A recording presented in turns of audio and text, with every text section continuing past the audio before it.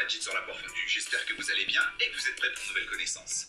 C'est parti. Parmi toutes les créatures légendaires, c'est sans doute la plus connue de toutes. À un tel point qu'il en deviendrait presque légitime de se demander si tout ça a vraiment existé. Sur Slate, le magazine américain, on pouvait lire que certains scientifiques estiment que si les dragons apparaissent dans si nombreuses cultures, c'est qu'ils ont peut-être vraiment existé. Bah ouais, sinon comment expliquer que différentes civilisations sur différents continents à différentes époques parlent du même phénomène? Et je vais pas vous faire attendre plus longtemps, oui, les dragons existent. Plus exactement, les dragons Komodo, varans de Komodo de leur vrai nom, ce sont les lézards les plus imposants au monde. Leur origine remonte à 140 millions d'années et on les trouvait à la base sur 4 petites îles.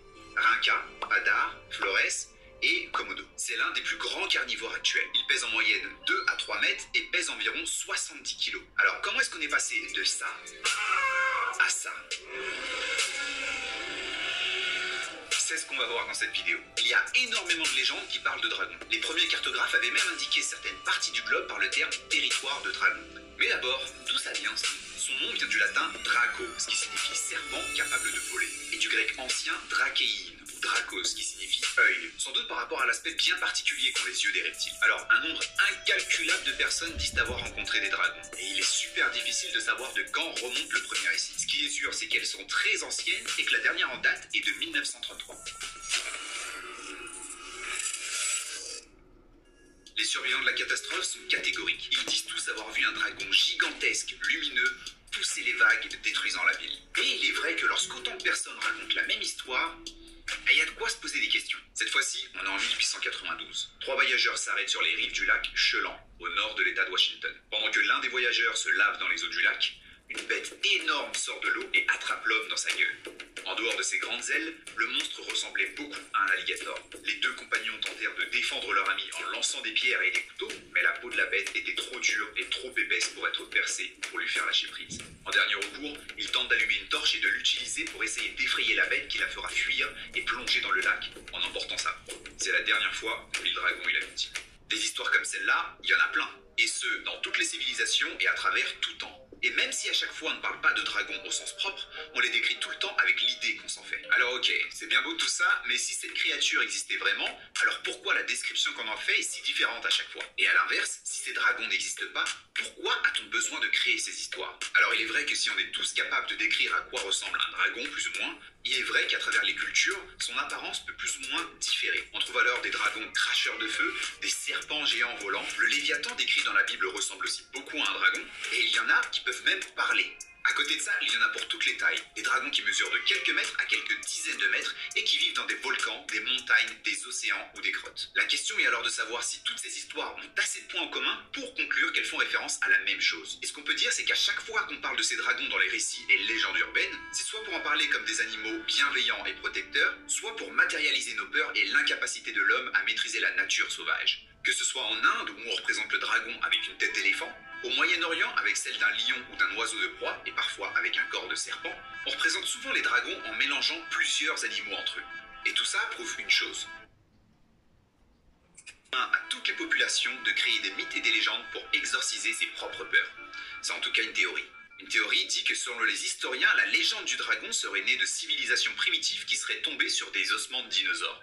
D'où leur allure un peu préhistorique. Mais là encore, ce n'est qu'une théorie puisqu'il serait très rare, voire impossible de tomber sur des fossiles à l'air libre, puisque les os seraient réduits à l'état de poussière avec le temps et que l'archéologie à l'époque, c'était pas trop leur délire. Dans son livre Les Dragons d'Éden, le scientifique Carl Sagan pense qu'il serait possible pour les premiers hommes d'avoir cohabité avec la dernière génération de dinosaures. Selon lui, de récit en récit et de génération en génération, la légende du dragon serait née. Mais bon, pour croire en cette hypothèse, il faut mettre de côté que l'homme est séparé des dinosaures de quelques millions d'années et qu'aucune représentation de la bête légendaire n'a été faite pendant l'ère préhistorique. Non, l'hypothèse qui semble la plus probable est celle des premières rencontres entre l'homme et les grands reptiles. Les histoires de dragons seraient alors que les témoignages de ces personnes qui ont tendance à exagérer un tout petit peu leur histoire avec ces grands reptiles.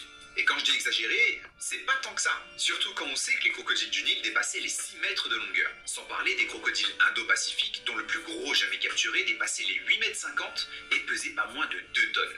À côté de ça, on a le Megalania prisca et son cousin, le dragon de Komodo, qui pourraient être d'excellents candidats pour être transformés au fur et à mesure des récits en dragons. Et ce ne sont pas les seuls. D'autres reptiles pourraient avoir inspiré la légende. Et cette fois-ci, non pas pour leur taille, mais pour leur aspect qui est très proche de l'idée qu'on se fait d'un dragon. Le dragon volant de Malaisie. C'est un lézard capable de planer dans les airs grâce à des replis de peau extensibles situés sur ses flancs, ou encore le Chlamydosaurus kingi, qui effraie ses ennemis en déployant une collerette. Et enfin, si on est un peu créatif, on pourrait penser au proté anguillard, qui est un animal qui vit dans l'obscurité et qui peut être observé quand il se fait projeter des grottes où il vit à cause des crues, ce qui laisse croire à la population que de grands dragons se cachent sous la croûte terrestre et que ces larves en sont leurs bébés. Alors, gentil ou méchant? Comme on le disait tout à l'heure, les dragons sont perçus de façon différente en fonction des cultures et des âges. Le dragon médiéval, par exemple, était perçu comme un animal malfaisant venu du diable. Il y représentait l'animal de l'épreuve où les chevaliers les plus courageux devaient se surpasser pour son honneur et sa gloire. D'ailleurs, les dragons sont bien souvent associés à un lieu à conquérir. Les dragons de la mythologie grecque, eux, ont un rôle protecteur d'un lieu sacré ou interdit. Parmi eux,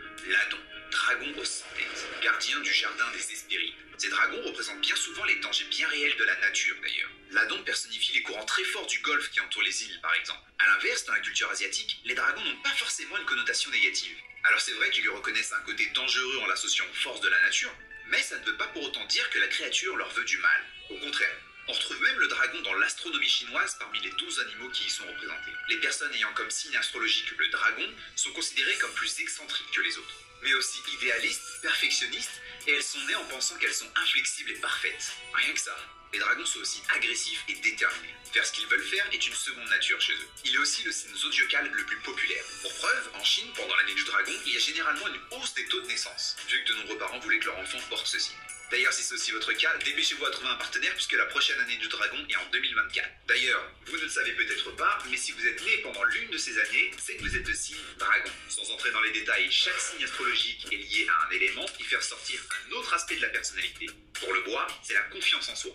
Ensuite, il y a la passion et l'impulsivité pour le feu, le côté cartésien pour la terre, le métal représenterait les personnes ambitieuses mais froides et distantes, et l'eau pour, au contraire, les personnes sensibles et émotives. Pourquoi pas? Perso, je crois pas du tout en l'astrologie, mais je trouve toujours marrant de lire les descriptions qui sont faites. D'ailleurs, n'hésitez pas à me dire en commentaire votre signe astrologique chinois